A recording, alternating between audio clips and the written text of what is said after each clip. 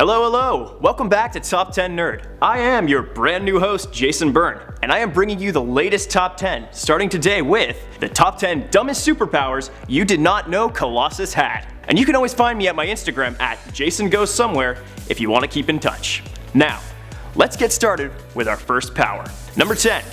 Maybe he's born with it. This was a weird one.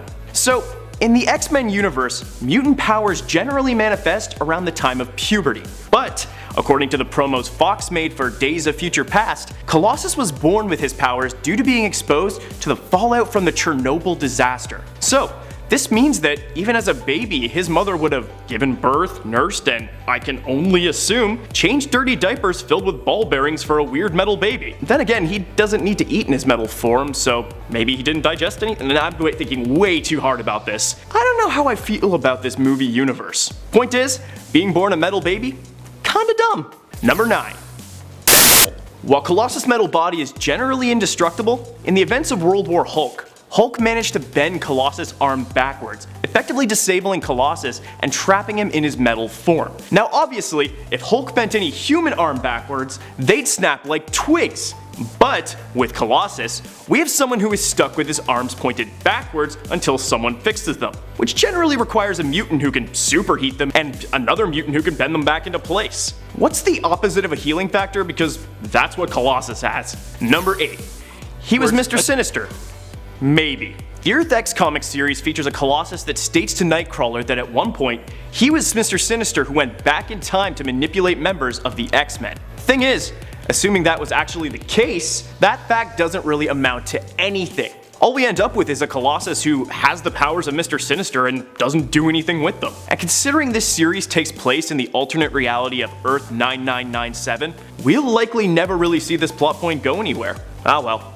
A telepathic near indestructible man might have been a little too OP anyway. Number 7. Magneto can heal him. Almost.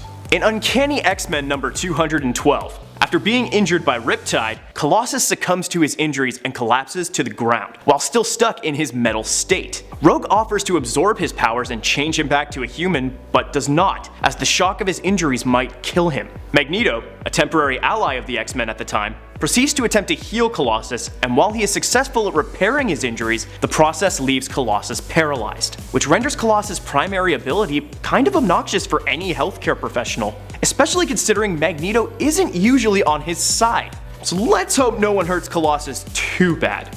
Speaking of which, number 6. Movie Colossus needs to breathe. Yeah.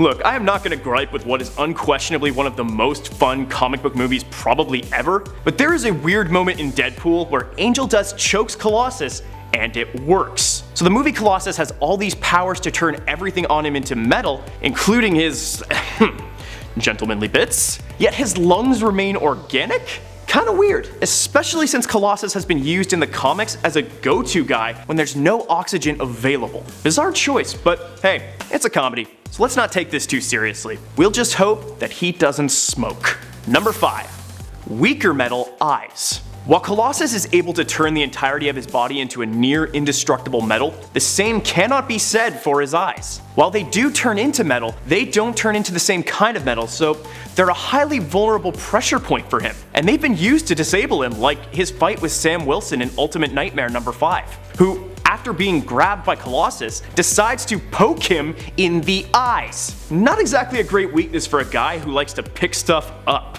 Maybe make a note to hold your enemies by the hand and watch out for any back tentacles or Dr. Octopus limbs coming at you, just to be safe. Number 4.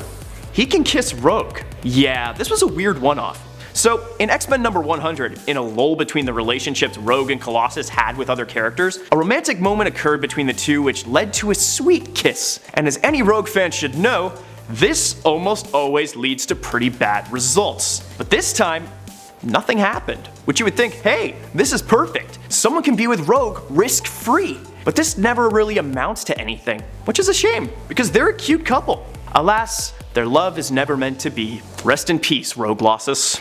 Number 3.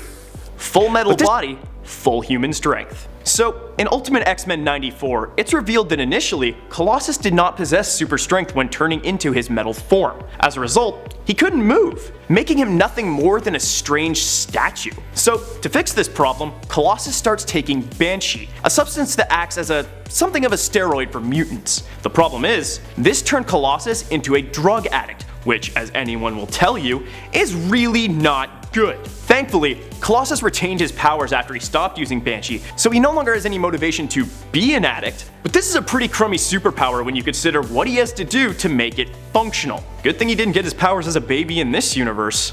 Number 2. He gets taller.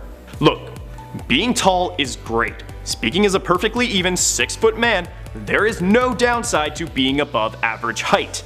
That said, when you cross that threshold from 6'4" to literally anything higher, life becomes tremendously inconvenient. Peter Rasputin is already 6'6", a height that already puts him in contention with most door frames. But when transforming, he grows nearly another foot. That man can never stand comfortably in a basement ever. Of course, maybe I'm biased, but as someone who's tried living in a downstairs apartment, I can say most weren't designed with tall people in mind. But hey, at least he's not Apache Chief. Number 1. Being a metal man in a series where your main villain is Magneto.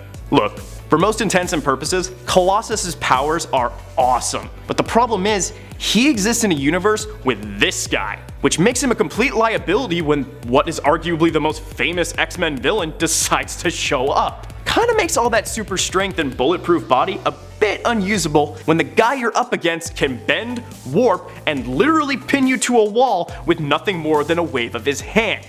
Doesn't it? He might have been better off staying a villain, at least then he'd cross Magneto less often.